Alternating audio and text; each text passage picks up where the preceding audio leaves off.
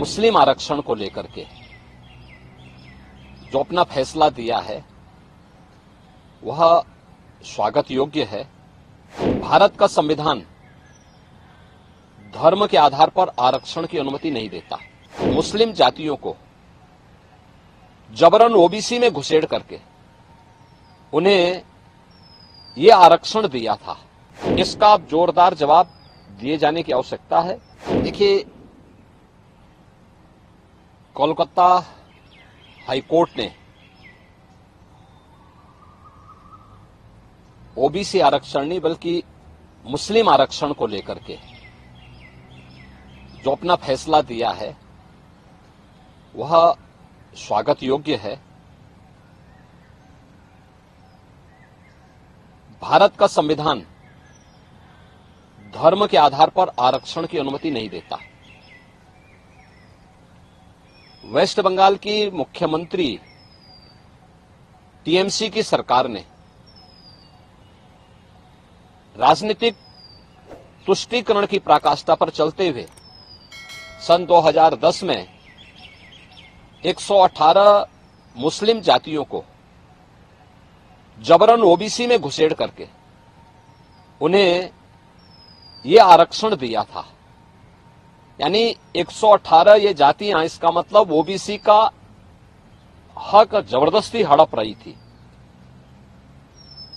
और इसी असंवैधानिक कृत्य पर माननीय उच्च न्यायालय कोलकाता ने टीएमसी गवर्नमेंट के फैसले को पलटा है और एक जोरदार तमाचा मारा है। यह कार्य असंवैधानिक था और इसको अनुमति नहीं दी जा सकती है। स्वाभाविक रूप से बाबा साहब भीमराव अंबेडकर ने भी देश के संविधान सभा में इस बात को कहा था, बार बार कहा था।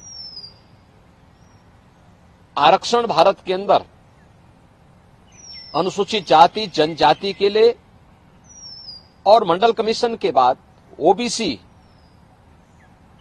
के सामाजिक और आर्थिक पिछड़ेपन को ध्यान में रखते हुए यह आरक्षण की व्यवस्था की गई थी। लेकिन धर्म के आधार पर आरक्षण की इजाजत भारत का संविधान कभी नहीं देता। और बाबा साहब भीमराव अंबेडकर ने इसके लिए बार बार देश को वार्न किया था कि धर्म के आधार पर भारत का विभाजन हुआ था। हमें फिर से कोई ऐसी स्थिति नहीं पैदा करनी चाहिए जो उस देश को विभाजन की ओर धकेले। और मुझे लगता है कि यह फैसला एक नजीर बनना चाहिए। यह फैसला जो कर्नाटक के अंदर कांग्रेस की सरकार ने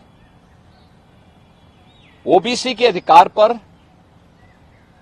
इसी प्रकार की सेंधमारी करते हुए मुसलमानों को आरक्षण देने का काम किया है, और कांग्रेस की सरकार ने आंध्र प्रदेश के अंदर भी इस प्रकार की जो शरारत की थी,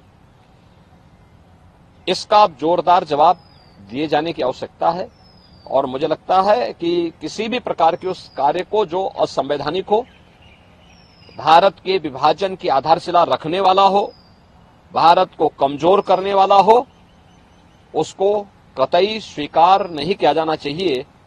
देश की कीमत पर राजनीति की जो नीति चल रही है, खासतौर पर कांग्रेस और इंडी गठबंधन से जुड़े हुए दलों में जो होड़ लगी है, इस होड़ को पूरी तरह खारिज किया जाना चाहिए और इसको बेनकाब किया जाना चाहिए।